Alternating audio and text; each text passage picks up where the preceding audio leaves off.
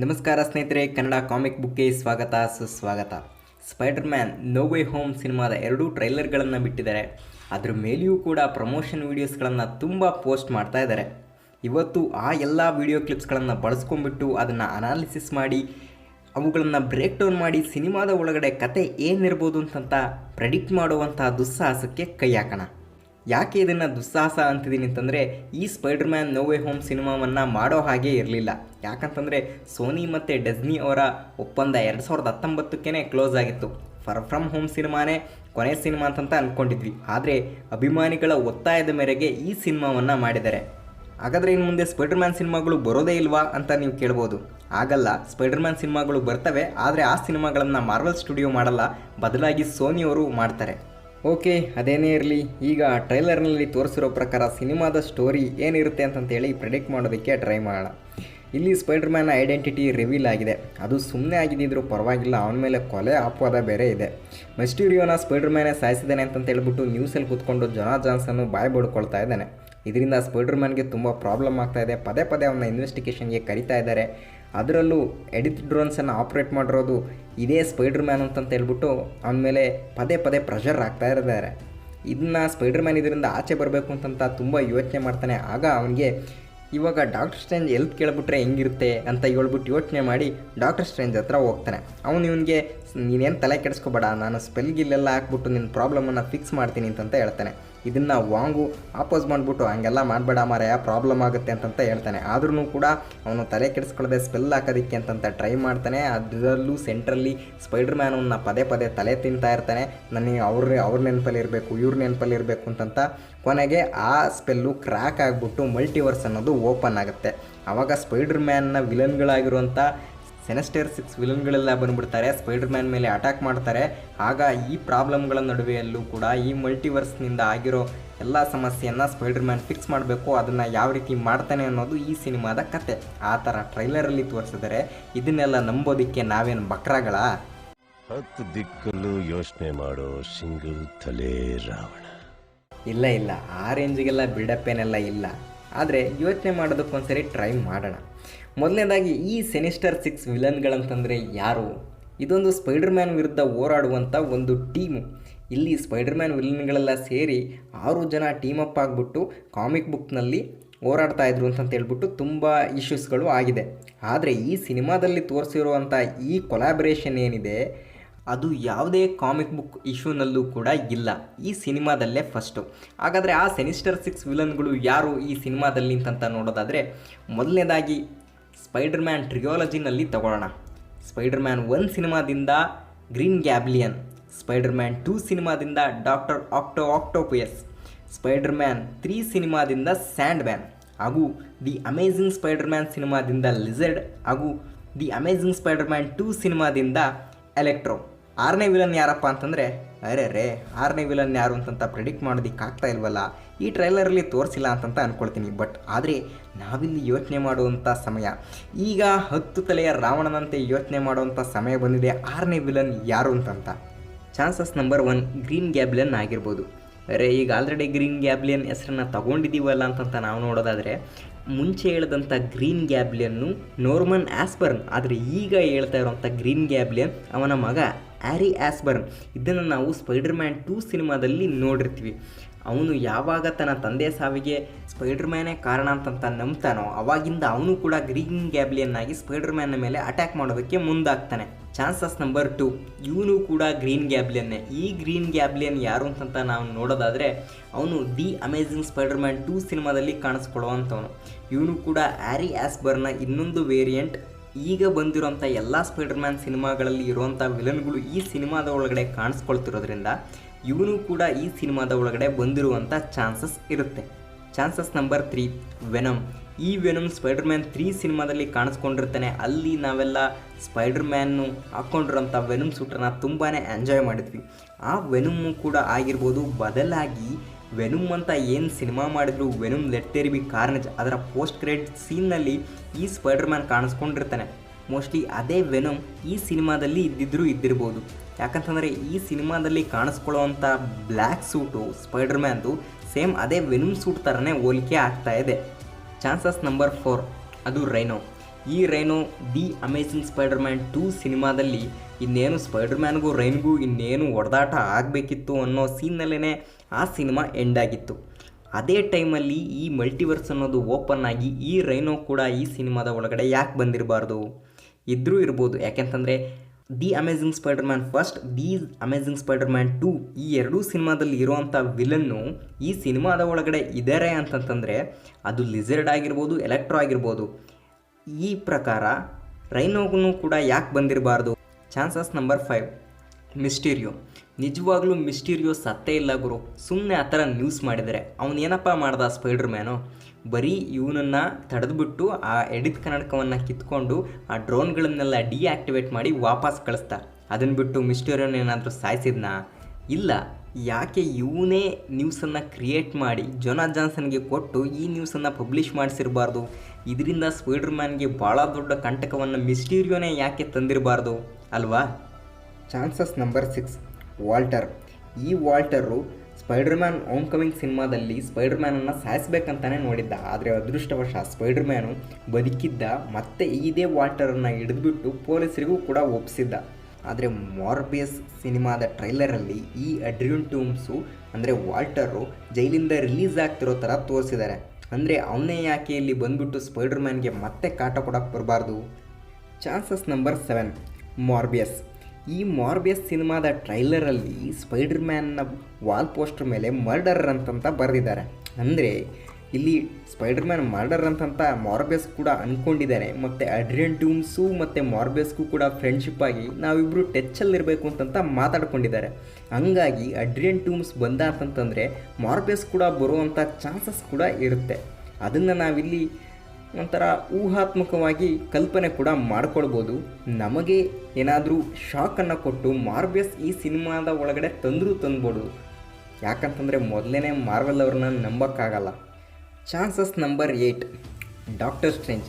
ಇವನನ್ನು ನಾವು underestimate ಮಾಡೋ ಹಾಗಿಲ್ಲ. ಟ್ರೈಲರ್ನಲ್ಲಿ ತೋರಿಸಿರೋ ಪ್ರಕಾರ ಡಾಕ್ಟರ್ ಸ್ಟ್ರೇಂಜು ಮತ್ತು ಸ್ಪೈಡರ್ ಮ್ಯಾನ್ ಫೈಟ್ ಮಾಡೋ ಥರ ತೋರಿಸಿದ್ದಾರೆ. ಅಂದರೆ ನಮಗಿಲ್ಲಿ ಗೊತ್ತಾಗ್ತಾ ಇದೆ ಡಾಕ್ಟರ್ ಸ್ಟ್ರೇಂಜ್ ಯಾಕೆ ಸ್ಪೈಡರ್ ಮ್ಯಾನ್ನ ವಿರುದ್ಧ ಹೋರಾಡ್ತಾ ಇದ್ದಾನೆ. ಅಂದರೆ ನಾವಿಲ್ಲಿ ಡಾಕ್ಟರ್ ಸ್ಟ್ರೇಂಜ್ನ ಎವಿಲ್ ಲುಕ್ಕನ್ನು ನಾವು ನೋಡ್ಬೋದು. ಅದನ್ನು ನಾವು ವಾಟ್ ಇಫ್ ಸೀರೀಸ್ನಲ್ಲೂ ನೋಡಿದ್ವಿ. ಈ ಒಂದು ಸಿನಿಮಾದ ಒಳಗಡೆ ಟ್ರೈಲರ್ನಲ್ಲಿ ತೋರಿಸಿರೋ ಪ್ರಕಾರ ಡಾಕ್ಟರ್ ಸ್ಟ್ರೇಂಜ್ನ ಆ್ಯಟಿಟ್ಯೂಡ್ ಕೂಡ ಅದೇ ರೀತಿ ಇದೆ. ನನಗೆಲ್ಲ ಗೊತ್ತು, ನಾನೆಲ್ಲ ಮಾಡಿಬಿಡ್ತೀನಿ ಅನ್ನೋ ಒಂದು ಅಹಮ್ಮು. Chances number 9, Jonathan Johnson. ಇವನನ್ನು ಕೂಡ ಅಂಡರ್ ಎಸ್ಟಿಮೇಟ್ ಮಾಡೋ ಹಾಗಿಲ್ಲ. ಯಾಕಂತಂದರೆ ಮೊದಲಿಂದಾನು ಸ್ಪೈಡರ್ ಮ್ಯಾನ್ ಕಂಡ್ರೆ ಈ ಜೊನಾಥನ್ ಜಾನ್ಸನ್ಗೆ ಆಗ್ತಿರೋದಿಲ್ಲ. ನಾವು ಅದನ್ನು ಸ್ಪೈಡರ್ ಮ್ಯಾನ್ 3 ಸಿನಿಮಾದಲ್ಲಿ ನೋಡಿದ್ವಿ. ಅಂದಂಗೆ ಒಂದು ವಿಚಾರನ ನಾವಿಲ್ಲಿ ಅಬ್ಸರ್ವ್ ಮಾಡಬೇಕು. ಈ ಜೊನಾಥನ್ ಜಾನ್ಸನ್ನು ಕಾಣಿಸ್ಕೊಳ್ಳೋದು ಸ್ಪೈಡರ್ ಮ್ಯಾನ್ ಟ್ರಿಯಾಲಜಿನಲ್ಲಿ ಮಾತ್ರ. ದಿ ಅಮೇಜಿಂಗ್ ಸ್ಪೈಡರ್ ಮ್ಯಾನ್ ಸಿನಿಮಾಗಳಲ್ಲೂ ಕಾಣಿಸ್ಕೊಳ್ಳೋದಿಲ್ಲ. MCU ಸಿನಿಮಾಗಳಲ್ಲಿ ಮಾಡಿರೋಂಥ ಸ್ಪೈಡರ್ ಮ್ಯಾನ್ ಸಿನಿಮಾಗಳಲ್ಲೂ ಕೂಡ ಇವನು ಕಾಣಿಸ್ಕೊಳ್ಳಲಿಲ್ಲ. ಆದರೆ ಈ ನೋ ವೇ ಹೋಮ್ ಸಿನಿಮಾದಲ್ಲಿ ವಿಲನ್ಗಳು ಏನು ಕಾಣಿಸ್ಕೊಳ್ತಾ ಇದ್ದಾರಲ್ಲ, ಇವರೆಲ್ಲ ಇದ್ದಿದ್ದು ಸ್ಪೈಡರ್ ಮ್ಯಾನ್ನ ಪ್ರೀವಿಯಸ್ ಸಿನಿಮಾಗಳಲ್ಲಿ ಸೇಮ್ ಕ್ಯಾರೆಕ್ಟ್ರಲ್ಲಿ ಸೇಮ್ ಆ್ಯಕ್ಟರ್ ಆಗಿ. ಅದೇ ರೀತಿ ಈ ಜೊನಾಥನ್ ಜಾನ್ಸನ್ ಕೂಡ ಸೇಮ್ ಆ್ಯಕ್ಟರಲ್ಲಿ ಈ ಸಿನಿಮಾದಲ್ಲಿ ಕಾಣಿಸ್ಕೊಳ್ತಾ ಇದ್ದಾರೆ ಅಂತಂತಂದರೆ ಅದರಲ್ಲೂ ಮಲ್ಟಿವರ್ಸ್ ಓಪನ್ ಆಗೋದಕ್ಕೂ ಮುಂಚೆ ಅದು ಹೇಗೆ ಸಾಧ್ಯ? ಆ ವಿಲನ್ಗಳೆಲ್ಲ ಡಾಕ್ಟರ್ ಸ್ಟ್ರೇಂಜ್ ಸ್ಪೆಲ್ ಹಾಕಿ ಸ್ಪೆಲ್ ಫೇಲ್ಯೂರ್ ಆಗಿ ಮಲ್ಟಿವರ್ಸ್ ಓಪನ್ ಆದಮೇಲೆ ಬರ್ತಾರೆ ಅಂತಂತಾದರೆ ಇವನು ಹೆಂಗೆ ಮುಂಚೆ ಬರೋದಕ್ಕೆ ಸಾಧ್ಯ? ಇವನು ಕೂಡ ಅದಾದಮೇಲೆ ಬರಬೇಕು ತಾನೆ? ಇಲ್ಲ, ಇವನು ಅದಕ್ಕೂ ಮುಂಚೆನೇ ಬಂದಿದ್ದಾನೆ ಅಂತಂತಂದರೆ ಇದಕ್ಕೂ ಮುಂಚೆ ಮಲ್ಟಿವರ್ಸ್ ಅನ್ನೋದು ಓಪನ್ ಆಗಿರಬೇಕಲ್ವಾ? ಹಾಗಾದರೆ ಡಾಕ್ಟರ್ ಸ್ಟ್ರೇಂಜ್ ಮಾಡಿರುವಂಥ ಈ ಸ್ಪೆಲ್ಲು ವರ್ಕೌಟ್ ಆಗಿರಬೇಕಲ್ವಾ? ಈ ಡಾಕ್ಟರ್ ಸ್ಟ್ರೇಂಜ್ ಹಾಕಿರುವಂಥ ಸ್ಪೆಲ್ಲು 100% ವರ್ಕ್ ಆಗಿದೆ ಅನ್ನೋದಕ್ಕೆ ನನ್ನ ಹತ್ರ ಪ್ರೂಫ್ ಇದೆ. ಬೇಕಾದರೆ ಈ ವಿಡಿಯೋ ನೋಡಿ. ಯಾವಾಗ ಡಾಕ್ಟರ್ ಆಕ್ಟೋಪಸ್ಸು ಸ್ಪೈಡರ್ ಮ್ಯಾನನ್ನು ಫೇಸ್ ಮಾಡಬೇಕಂತ ಬರ್ತಾನೋ ಅವಾಗ ಹೆಲೋ ಪೀಟರ್ ಅಂತಂತ ಹೇಳ್ತಾನೆ. ಅದಕ್ಕೆ ಅವನು ನಾನು ನಿನಗೆ ಗೊತ್ತಾ ಅಂತಂತ ಕೇಳ್ತಾನೆ. ಅಂದರೆ ನಮಗಿಲ್ಲಿ ಗೊತ್ತಾಗ್ತಾ ಇದೆ ಇಲ್ಲಿ ಸ್ಪೈಡರ್ ಮ್ಯಾನ್ ಅನ್ನೋ ಕ್ಯಾರೆಕ್ಟರ್ನ ಜನಗಳೆಲ್ಲ ಮರ್ತೋಗಿದ್ದಾರೆ ಅಂತ. ಇನ್ನೊಂದು ಕಡೆ ಡಾಕ್ಟರ್ ಸ್ಟ್ರೇಂಜ್ ಇರೋವಂಥ ಜಾಗಕ್ಕೆ ಆಕ್ಟೋಪಸ್ಸನ್ನು ಕರ್ಕೊಂಡೋಗಿ ಅಲ್ಲಿ ಆಕ್ಟೋಪಸ್ನ ಡಾಕ್ಟರ್ ಸ್ಟ್ರೇಂಜ್ ಕೇಳ್ತಾನೆ, ನಿನಗೆ ಸ್ಪೈಡರ್ ಮ್ಯಾನ್ ಗೊತ್ತಾ ಅಂತಂತ ಹೇಳಿ. ಅದಕ್ಕೆ ಅವನು ಹೌದು ಅಂತಂತಾನೆ. ಹಾಗಾದರೆ ಅವನು ಇದೇ ಪೀಟರ್ ಪಾರ್ಕರ್ ಅಂತಂತ ಕೇಳ್ತಾನೆ. ಅವನು ಇಲ್ಲ ಅಂತಂತ ಹೇಳ್ತಾನೆ. ಅಂದರೆ ನಮಗಿಲ್ಲಿ ಗೊತ್ತಾಗ್ತಾ ಇದೆ ಸ್ಪೈಡರ್ ಮ್ಯಾನ್ ಅನ್ನೋ ಕ್ಯಾರೆಕ್ಟರ್ನ ಎಲ್ಲರೂ ಮರೆತುಬಿಟ್ಟಿದ್ದಾರೆ. ಆದರೆ ಇನ್ನೊಂದು ಯೂನಿವರ್ಸ್ನಲ್ಲಿ ಇರೋವಂಥ ಸ್ಪೈಡರ್ ಮ್ಯಾನ್ ಡಾಕ್ಟರ್ ಆಕ್ಟೋಪಸ್ಗೆ ಗೊತ್ತು. ಆದರೆ ಅದು ಬೇರೆ. ಅದು ಟಾಬಿ ಮಾಗರು, ಇಲ್ಲಿರೋದು ಟಾಮ್ ಹಾಲೆಂಡು. ಅಂದರೆ ಇಲ್ಲಿ ಕನ್ಫರ್ಮ್ ಆಗ್ತಾ ಇದೆ ಡಾಕ್ಟರ್ ಸ್ಟ್ರೇಂಜ್ ಹಾಕಿರುವಂಥ ಸ್ಪೆಲ್ದು 100% ವರ್ಕ್ ಆಗಿದೆ. ಆದರೆ ಇದಕ್ಕೂ ಮುಂಚೆನೇ ಯಾರೋ ಈ ಮಲ್ಟಿವರ್ಸನ್ನು ಓಪನ್ ಮಾಡಿದ್ದಾರೆ ಅಂತ. ಅದೇ ಕಾರಣದಿಂದ ಯಾಕೆ ಈ ಜೊನಾಥನ್ ಜಾನ್ಸನ್ನು ಈ MCUದ ಒಳಗಡೆ ಬಂದಿರಬಾರ್ದು? ಅಯ್ಯಪ್ಪ, ಎಂಥ ದೊಡ್ಡ ಟ್ವಿಸ್ಟ್ ನೋಡ್ರಿ ಇದು. ಹಾಗಾದರೆ ಇಲ್ಲಿ ಮಲ್ಟಿವರ್ಸನ್ನು ಓಪನ್ ಮಾಡೋವಂಥ ಕೆಪಾಸಿಟಿ ಇನ್ಯಾರಿಗಿರ್ಬೋದು? ಹಾಗಂತ ನಾವು ನೋಡೋದಾದರೆ ಸ್ಪೈಡರ್-ಮ್ಯಾನ್ ಇಂಟು ಸ್ಪೈಡರ್-ವರ್ಸ್ ಸಿನಿಮಾದಲ್ಲಿ ಕಿಂಗ್ ಪಿನ್ ಮಾಡಿರುವಂಥ ಎಡವಟ್ಟಿನಿಂದ ಈ ಮಲ್ಟಿವರ್ಸ್ ಅನ್ನೋದು ಅಲ್ಲಿ ಓಪನ್ ಆಗಿರುತ್ತೆ. ಸೇಮ್ ಅದೇ ರೀತಿ ಈ ಸಿನಿಮಾದಲ್ಲೂ ಕೂಡ ಕಿಂಗ್ ಪಿನ್ ಯಾವುದೋ ಒಂದು ಎಡವಟ್ಟು ಮಾಡಿ ಈ ಮಲ್ಟಿವರ್ಸನ್ನು ಯಾಕೆ ಓಪನ್ ಮಾಡಿರಬಾರ್ದು? ಹಾಗಾದರೆ 10ನೇ ಚಾನ್ಸಸ್ಸು ಇದೇ ಕಿಂಗ್ ಪಿನ್ ಇದ್ದರೂ ಇರ್ಬೋದು. ಇವನಿಗೂ ಕೂಡ ಸ್ಪೈಡರ್-ಮ್ಯಾನ್ ಕಂಡ್ರೆ ಆಗಲ್ಲ. ಕೊನೆಗೂ 10 ತಲೆಯ ರಾವಣನಂತೆ ಯೋಚನೆ ಮಾಡಿ 6ನೇ ವಿಲನ್ ಯಾರು ಅಂತಂತೇಳಿ 10 ಜನನ ಪ್ರೆಡಿಕ್ಟ್ ಮಾಡಿದ್ದೀನಿ. ಇಷ್ಟರಲ್ಲಿ ಯಾರು ಅಂತಂತೇಳಿ ನಿಮ್ಮ ಇಮ್ಯಾಜಿನ್ಗೆ ತಕ್ಕಂಗೆ ನೀವು ಊಹೆ ಮಾಡ್ಕೊಳ್ಳಿ. ಇನ್ನು ಈ ಸಿನಿಮಾದ ದೊಡ್ಡ ಸಮಸ್ಯೆ ಅಂತಂದರೆ ಈ ಮಲ್ಟಿವರ್ಸು. ಇದನ್ನು ಯಾರು ಓಪನ್ ಮಾಡಿದ್ದಾರೆ ಗುರು? ಪ್ರೆಡಿಕ್ಟೇ ಮಾಡೋದು ತುಂಬ ಕಷ್ಟ. ಟ್ರೈಲರ್ನಲ್ಲಿ ತೋರಿಸಿರೋ ಪ್ರಕಾರ ಡಾಕ್ಟರ್ ಸ್ಟ್ರೇಂಜ್ ಅಂತ ಹೇಳಿದ್ದಾರೆ. ಆದರೆ ನಾನಿಲ್ಲಿ 4 ಜನರನ್ನು ಲೀಸ್ಟ್ ಮಾಡಿದ್ದೀನಿ, ಅವರಿಂದ ಈ ಮಲ್ಟಿವರ್ಸು ಓಪನ್ ಆಗಿರ್ಬೋದು ಅಂತ. ಮೊದಲನೇದಾಗಿ ಕಿಂಗ್ ಪಿನ್ನನ್ನು ತಗೊಳ್ಳೋಣ.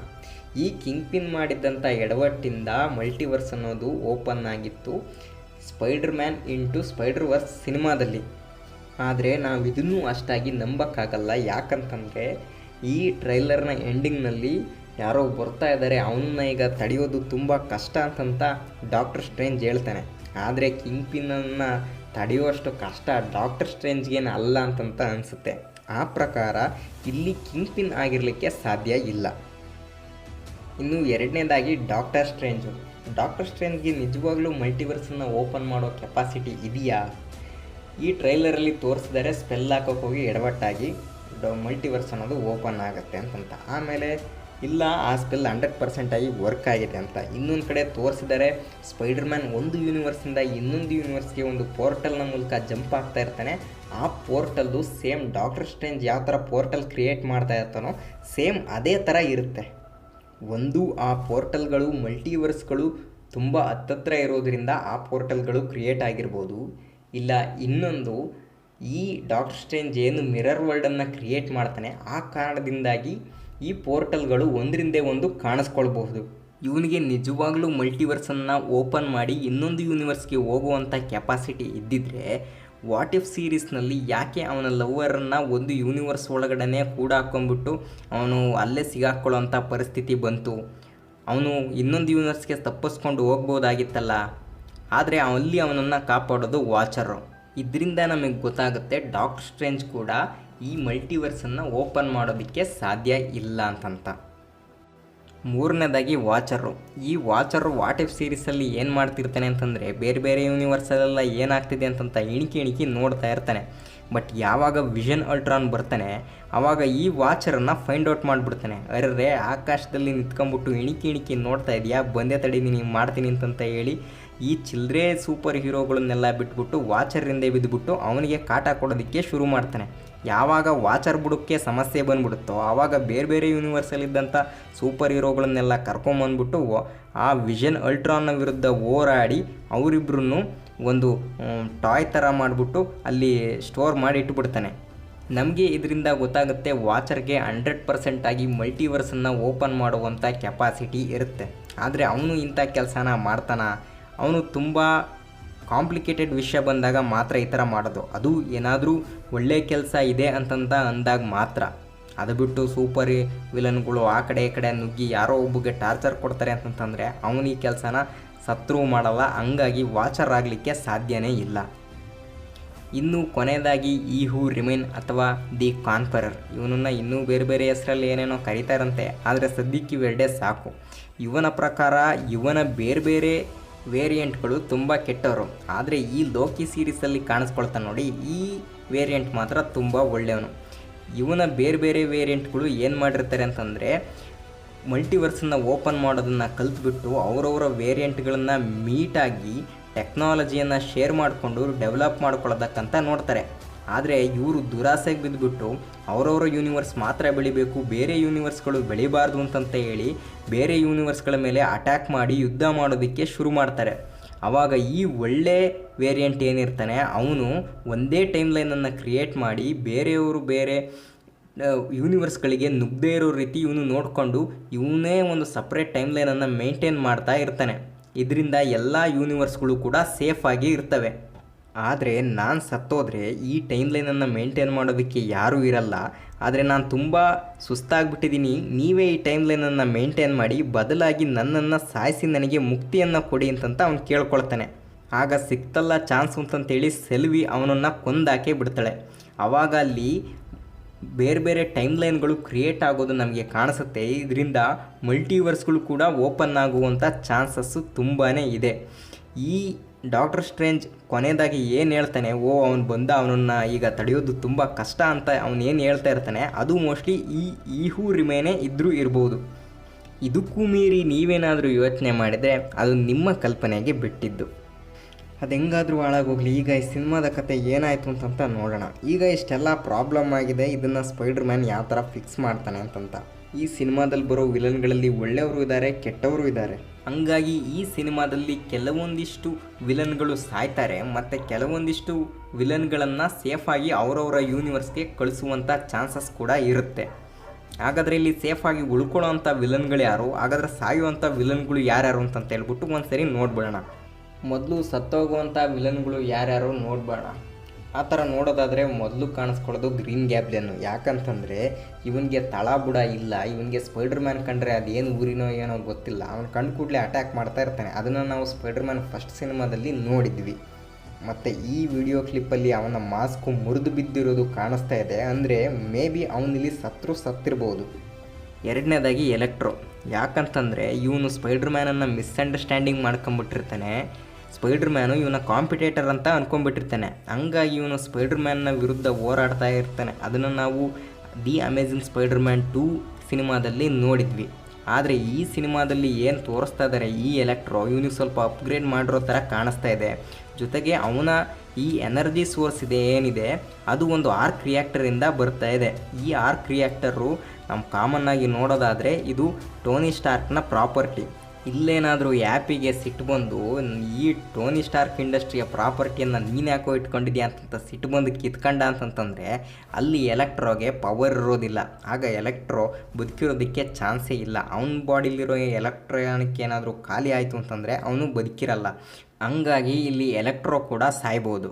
ಇನ್ನು ಬದುಕುಳಿದು ಅವರ ಯೂನಿವರ್ಸ್ಗೆ ವಾಪಸ್ ತಿರುಗುವಂತಹ ಸೂಪರ್ ವಿಲನ್ಗಳು ಯಾರ್ಯಾರಿದ್ದಾರೆ ಅಂತಂತ ನೋಡೋದಾದರೆ ಅದರಲ್ಲಿ 3 ಜನ ಕಾಣಿಸ್ಕೊಳ್ತಾರೆ. ಮೊದಲನೇದಾಗಿ ಡಾಕ್ಟರ್ ಆಕ್ಟೋವಿಯಸ್.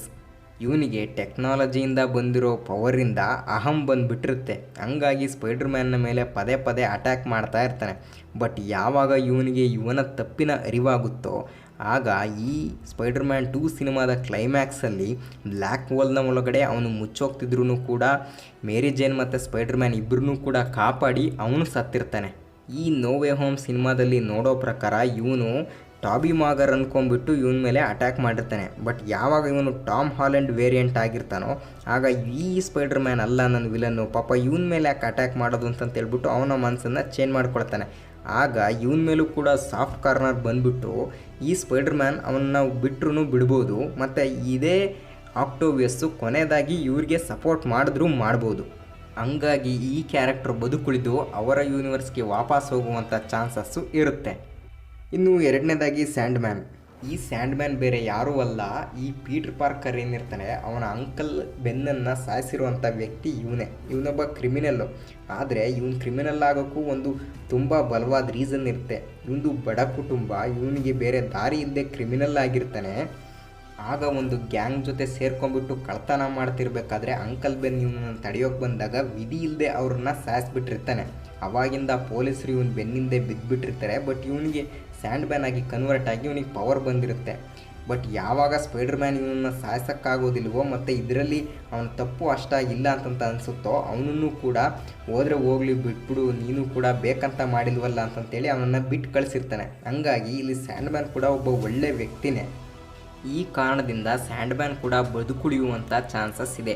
ಈ ಸಿನಿಮಾದಲ್ಲಿ ತೋರಿಸಿರೋ ಪ್ರಕಾರ ಕೊನೆಯದಾಗಿ ಈ 3 ವಿಲನ್ಗಳ ಮೇಲೆ ಅಟ್ಯಾಕ್ ಮಾಡುವಂಥ ಟೈಮಲ್ಲಿ ನಮ್ಮ ಟಾಮ್ ಹಾಲೆಂಡು ಈ ಸ್ಯಾಂಡ್ ಮ್ಯಾನ್ ಮೇಲೆ ಮಾತ್ರ ಅಟ್ಯಾಕ್ ಮಾಡೋ ಥರ ತೋರಿಸ್ತಾರೆ. ಬಟ್ ಅವನಿಗೆ ಅಷ್ಟಾಗೇನು ಹೊಡೆಯೋದಿಲ್ಲ, ಬಟ್ ಅವನೇನೋ ಕೈಯಿಂದ ಬರೀ ಟಚ್ ಮಾಡಿಬಿಟ್ಟು ಜಂಪ್ ಮಾಡೋ ಥರ ಮಾತ್ರ ಕಾಣಿಸುತ್ತೆ. ಅಂದರೆ ಅವನನ್ನು ಅವನ ಯೂನಿವರ್ಸ್ಗೆ ಕಳಿಸೋದಕ್ಕೆ ಯಾವುದೋ ಒಂದು ಗ್ಯಾಜೆಟನ್ನು ಅವನೊಳಗೆ ಫಿಕ್ಸ್ ಮಾಡ್ತಾ ಇದ್ದಾನೆ ಅಂತಂತ ಅನ್ನಿಸ್ತಾ ಇದೆ.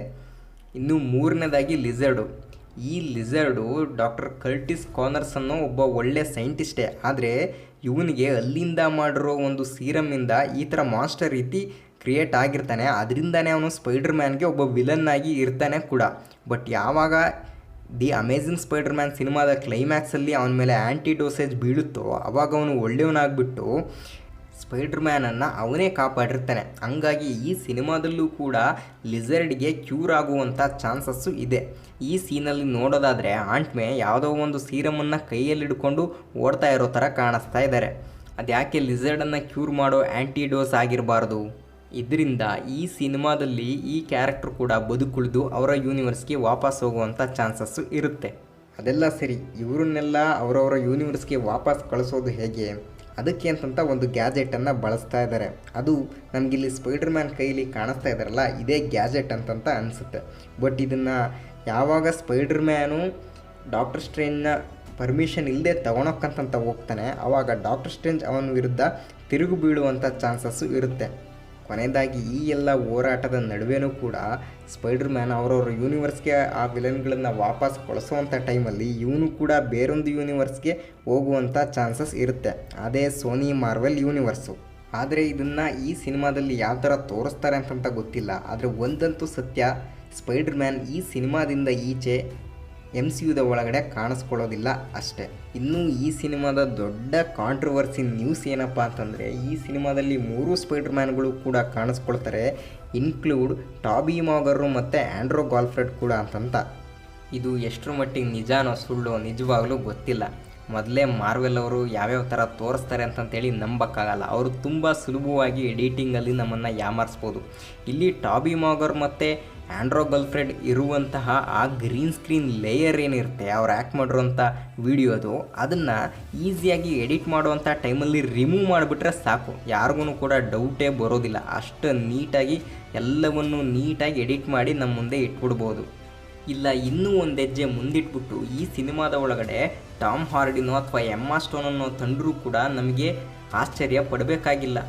ಓಕೆ, ಇನ್ನು ನಿಮ್ಮ ತಲೆಗೆ ಹುಳ ಬಿಟ್ಟಿದ್ದು ಸಾಕು. ಇನ್ನು ನೀವೇನಾದರೂ ಬೇರೆಯವ್ರ ತಲೆಗೆ ಹುಳ ಬಿಡಬೇಕು ಅಂತಂದರೆ ಈ ವಿಡಿಯೋನ ಅವರಿಗೆ ಶೇರ್ ಮಾಡಿ, ಅಷ್ಟೇ ಸಾಕು. ನಿಮಗೇನಾದರೂ ಈ ವಿಡಿಯೋ ಇಷ್ಟ ಆಗಿದ್ದರೆ ಲೈಕ್ ಮಾಡಿ, ಹಾಗೂ ನಿಮ್ಮ ಅನಿಸಿಕೆಗಳನ್ನು ಕಮೆಂಟಲ್ಲಿ ಕಮೆಂಟ್ ಮಾಡಿ. ಇನ್ನು ನಮ್ಮ ಕನ್ನಡ ಕಾಮಿಕ್ ಬುಕ್ ಯೂಟ್ಯೂಬ್ ಚಾನಲ್ಗೆ ಸಬ್ಸ್ಕ್ರೈಬ್ ಮಾಡ್ಕೊಂಡಿಲ್ಲ ಅಂತಂದರೆ ದಯವಿಟ್ಟು ಸಬ್ಸ್ಕ್ರೈಬ್ ಮಾಡ್ಕೊಳ್ರಪ್ಪ. ನೆಕ್ಸ್ಟ್ ವಿಡಿಯೋದಲ್ಲಿ ಸಿಗೋಣ. ವಿಡಿಯೋ ನೋಡಿದ್ದಕ್ಕಾಗಿ ಧನ್ಯವಾದಗಳು.